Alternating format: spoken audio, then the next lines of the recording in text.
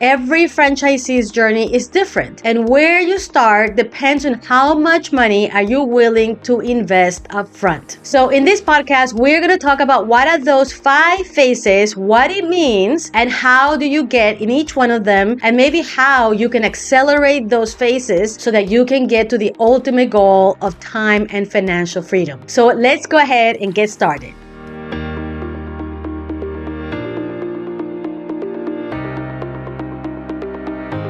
The first phase of the franchisee journey is what I call the solopreneur. Even though you're not really alone, meaning solo, however, you are the sole leader in the organization. This is when you are going through the process of acquiring your franchise and you have made a selection, you are selecting the site and you are selecting the location. And of course, the franchisor is assisting you all the way. And then you open your unit after hiring your initial team. You are super excited and then you become the leader of that unit. That's what I call it, a solopreneur. You are the main leader of that franchise unit. You are the manager, you are the owner, you are literally every role that there is to have in a franchise. However, it is only one unit, so it is fairly simple for you to manage it, right? But literally what you are getting is a job. You are opening the unit, you are taking care of your customers and your team members, you are scheduling your people, you are ordering the products, overseeing the service. Sometimes you are doing the service yourself. And so that's what being a solopreneur is. This is a franchisee that has one unit and you are the leader of everything. It is a great place to be because if you want to have freedom from your job, freedom from having a boss, being a solopreneur, having one franchise unit is a great place. At least it's a great place to start anyways. Now, one thing that is very important about this particular position or this particular phase is that you are having a job because you certainly do not have time freedom. You have to be there to ensure that the unit is working properly. So that is a solopreneur phase of the franchise journey. Now, the second phase of the franchisee journey is when you go and becoming a multi-unit manager. And let me warn you, this is when you are entering the hell zone. What does it mean entering the hell zone? Well, when you're managing one unit, you're there every day, you're building relationship with your team, you're hiring your team, you're training your team, you're working shoulder to shoulder with your team. But the moment that you open a second unit and you decide that you want to save that manager salary, and then instead you are going to manage both units. After all, managing one unit is pretty easy. Well, you'll quickly realize that it's not as easy when you have 2 units because you are really going to be consumed by the administrative tasks like building a schedule. Now you have to take care of 2 units, 2 different volumes,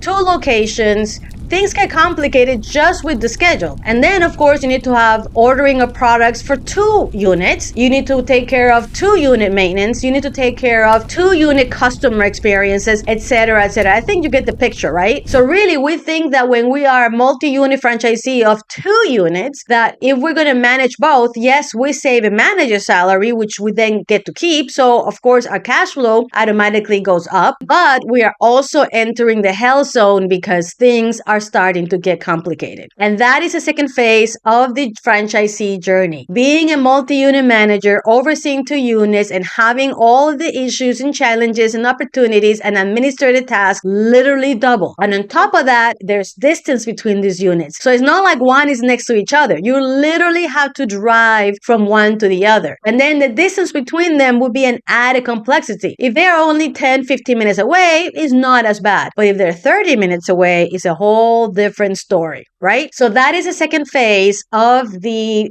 franchisee journey. Continuing then to the third phase of the franchisee journey, and that is when you will become a multi-unit leader. By the way, you're still in the hell zone. And what does that mean? That means that now you have realized that you cannot manage the units and actually be the proper supervisor and properly oversee the units and make sure that they are following the business and brand systems. So what you do is you decide to promote leaders into the position of unit managers, gym managers, spa managers, whatever you want to call them, right? And so you have a unit manager in each of your locations. And at that point, you become what we call a multi-unit leader or district manager. You could start doing this when you have 2 units, which by the way, would be very smart, but maybe you'll decide not to do that until you get to the 3rd unit, which at this point you are really deep into hell. Okay, so here we are. You have 3 managers. You are the district manager, but hey, heads up, you're still the manager. You're still the franchisee of all 3 units. So not only do you have the task of being a district manager, area coach, area supervisor, whatever you want to call it, and you still have to have your own franchise owner duties. In this 3rd phase of being a multi-unit leader, you get to now oversee and inspire and lead the leaders and managers on each of the locations for them to execute the business and brand systems.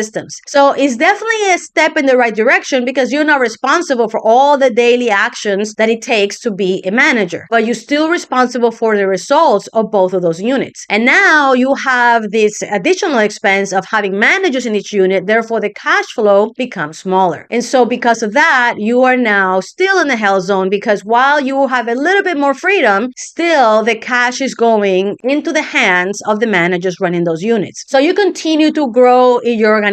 And for as long as you are directly overseeing the units, you're still on phase 3. You do not get to phase 4 until you have enough units, enough cash flow, and the right elements in place for you to be able to now hire, or better yet, promote a district manager in your organization. And at that point, the moment that you hire a district manager and they are the right district manager and you have trained them properly and you know what they're supposed to do, you now are beginning to exit the hell zone. What do I mean by that? Now you no longer have to follow up in the units. You no longer are directly responsible to ensuring that the brand and business systems are executed. This is the district manager, multi-unit leader, area coach responsibility. Now your responsibility is solely to be the franchise owner. This phase is called the entrepreneur owner phase. That means that you have fully delegated your operations. So heads up, this does not happen until your district manager fully takes over the responsibility of overseeing the operations of your units. And they will only be able to do that if they have the skills and the training to do so. But you have now entered the 4th phase of the franchisee journey. This phase is called the entrepreneur owner phase. This is an amazing place to be because now you finally have time freedom. Now you are able to decide day to day what you're going to focus on. What are the important things that will help you bring your enterprise forward? How many more units do you want to open or maybe acquire? What is the leadership development that you need to create? What systems, processes, and procedures need to be developed so that the machine called the franchise can operate without you? This is what the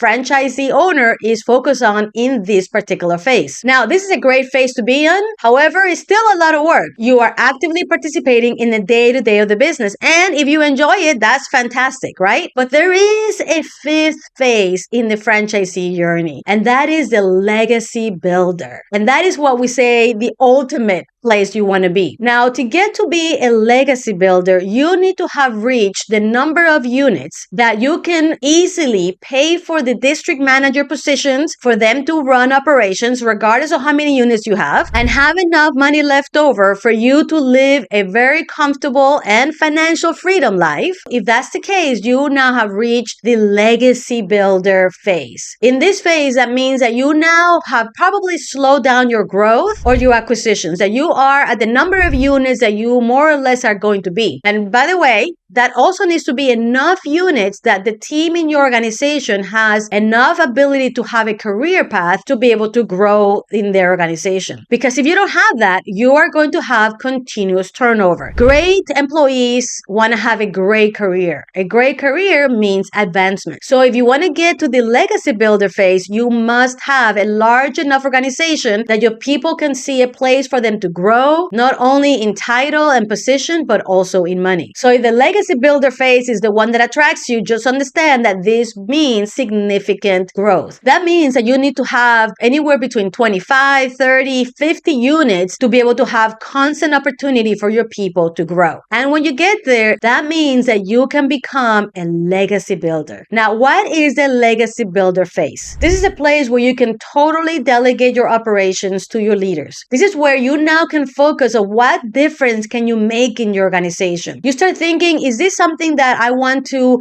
package and sell and exit the business? Or is this an enterprise that I want to organize and start training my family members, maybe kids, to take over your organization? Maybe you're now spending more time, doing charitable activities. Maybe you are getting involved in the community, or maybe you have amazing hobbies. Maybe you want to go play golf, right? So here is where the legacy builder phase is the ultimate. It's really what most franchisees get into franchising for. They think that if they get into franchising, they're automatically going to shoot to be in the legacy builder phase, but that's not the case. It takes time, it takes work, it takes systems, it takes investment to be able to get to that last phase of the franchisee journey. Now, some people might enter in different phases. Some people might not start with just one unit. There are some business owners that go directly into buying a package, meaning they go directly into becoming a district manager. Maybe they go directly into being a multi-unit leader, meaning if they buy 5, 6 units and they are the district manager, they are the multi-unit leader until they get the organization under control and hire a district manager. Some franchisees may acquire a package of units that already come with a district manager. In that case, you go directly into the enterprise owner phase of the franchisee journey, which is fantastic. You just need to have the funds to be able to make that happen. You don't have to jump to that level to enjoy the journey. You can start with one unit, but as long as you understand what journey you're in and what are the things that you need to do to get to the ultimate legacy builder phase, it's going to take time and effort to make that happen. And you need to have the desire, the drive, and the commitment to put in the work to implement and execute all of those systems in your organization. But if you do that, you now know what is waiting for you at the end, the legacy builder phase of your franchise journey. If you would like to accelerate how fast you go through this journey so that you can reach your ultimate goal, the Command program is the program that will help you along the way to make the right moves, to understand the right steps that you have to make, to know what systems, processes, and procedures you need to build to be able to get there as quickly as possible. So if you'd like to learn more about the Command program, I invite you to visit us at www.afacommand.com and learn all about that. If you enjoy this message and this way of being able to approach your franchisee journey, I would like to encourage you to subscribe to this channel so that you can see more tips like this that will help you along the journey. But if you want to speed the process, you may want to check out the Command program. Thank you, and we'll see you in the next one.